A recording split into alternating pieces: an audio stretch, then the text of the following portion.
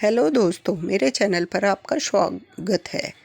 आज मैं आपको डिम्पल कपाड़िया और राजेश खन्ना जी की लव स्टोरी और उनकी शादी की अनदेखी तस्वीरों के बारे में बता रही हूँ। डिम्पल कपाड़िया वो लड़की है जिसने महज 16 साल की उम्र में ब्लॉकबस्टर हिट फिल्म देकर और टाइटल रोल प्ले किया और रातों रात इंडस्ट्री पर छा गई। डिम्पल कपाड़िया ही पहली हिट फिल्म देने के बाद इंडस्ट्री को छोड़ने का फैसला लेने में जरा भी देर नहीं लगाई। बॉलीवुड की कहानियों की तरह ही राजेश खन्ना की लव स्टोरी भी काफ़ी दिलचस्प रही है। डिम्पल कपाड़िया के साथ उनका प्यार और शादी किसी सपने के सच होने जैसा ही था। दोनों एक दूसरे से बेपनाह मोहब्बत करते थे, लेकिन उनके बाद में उनकी मैरिटल लाइफ में प्रॉब्लम आनी शुरू हो गई और आखिरकार ये दोनों अलग हो गए। हालांकि अलग होने के बावजूद इन दोनों ने हर मुश्किल में एक दूसरे का साथ दिया। आज 29 दिसंबर को राजेश खन्ना की बर्थ एनिवर्सरी पे उनकी खूबसूरत लव स्टोरी और उनसे जुड़े चैलेंज के बारे में आपको बता। जब राजेश खन्ना के स्टारडम अपने चरम पर थी, तब उनकी मुलाकात हुई डिम्पल कपाड़िया से, जो दरअसल अपनी टीनेज में थी। पहली ही नज़र में काका डिम्पल कपाड़िया को अपना दिल दे बैठे। इससे पहले अंजू महिंद्रा को डेट कर रहे थे। अंजू महिंदू के साथ राजेश 7 साल तक लिव इन में रहे थे, लेकिन बाद में दोनों का ऐसा ब्रेकअप हुआ कि उन्होंने 17 साल तक एक दूसरे से बात नहीं की। डिम्पल कपाड़िया की पहली फिल्म बॉबी अपने समय की सुपरहिट फिल्म रही। जाहिर सी बात है कि राजेश खन्ना उनके काम से काफ़ी इम्प्रेस हो गए। राजेश खन्ना तभी डिम्पल को पसंद करने लगे, लेकिन उस वक्त डिम्पल अपने बॉबी को स्टार ऋषि कपूर को डेट कर रही। हालांकि बहुत जल्द ही उनको ब्रेकअप हो गया।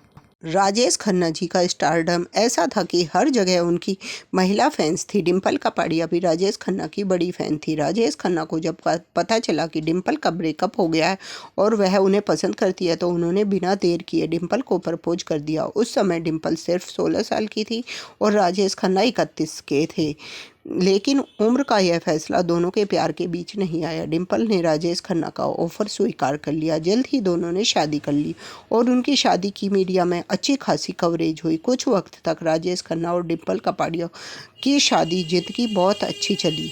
अपनी शादी को लेकर एक बार डिम्पल ने कहा था, मेरे लिए राजेश खन्ना से शादी सबसे बड़ी बात थी, क्योंकि मैं उनकी फ़ैन थी और यह मेरे लिए एक ख्वाब के सच होने जैसा था। राजेश खन्ना से शादी के बाद डिम्पल कपाड़िया ने इंडस्ट्री छोड़ दी, लेकिन उन्हें इस बात का पछतावा नहीं था, क्योंकि वह फैमिली को वक्त देना चाहती थी। लेकिन वक्त ने ऐसी करवट ली कि काका का स्टारडम कम होने लगा। 70 और 80 के दशक की उनकी ज़्यादातर फिल्में बॉक्स ऑफिस पर फ्लॉप होने लगी, जिससे राजेश खन्ना अपने आप को संभाल नहीं पाए। इस कारण वह काफ़ी ज़्यादा गुस्सा करने लगे, ड्रिंक करने के भी आदी हो गए।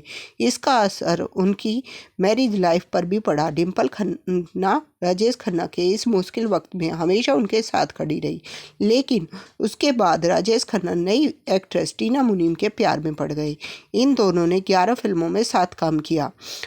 टीना मुनीम भी राजेश खन्ना की फ़ैन थी और खुद को उनके प्यार में पड़ने से रोक ना सकी। 80 के दशक में टीना और राजेश खन्ना के रोमांस की खबरें फैलने लगी। इससे डिम्पल कपाड़िया काफ़ी ज़्यादा दुखी हुई और 1984 में वह राजेश खन्ना से अलग हो गई। राजेश खन्ना ने डिम्पल कपाड़िया से तलाक लेने की औपचारिकता भी पूरी नहीं की कि टीना मुनीम को, जो अब टीना अंबानी बन चुकी है, उस समय राजेश खन्ना से शादी करना चाहती थी। लेकिन राजेश खन्ना ने डिम्पल से डाइवोर्स नहीं लिया, क्योंकि इसका उनकी दोनों बेटियों पर बुरा असर पड़ता। राजेश खन्ना अपनी बेटियां ट्विंकल खन्ना और रिंकी खन्ना से बहुत प्यार करते थे।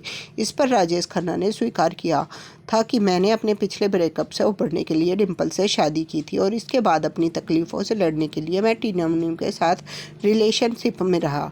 टीना अंबानी राजेश खन्ना की ज़िंदगी में दूसरी महिलाओं के तौर पर नहीं रहना चाहती थी और उस वक्त कुछ वक्त बाद ही राजेश खन्ना को छोड़कर चली गई और उसके बाद अनीता आडवाणी के साथ भी उनके लिव इन रिलेशनशिप की बात सामने आई और जिसका जिक्र अनीता आडवाणी ने बिग बॉस के घर में भी किया है। डिम्पल कपाड़िया और राजेश खन्ना भले ही एक दूसरे से अलग हों, लेकिन दोनों के रिश्ते में सच्चा प्यार रहा। आगे और जानने के लिए हमारे चैनल को लाइक, शेयर और सब्सक्राइब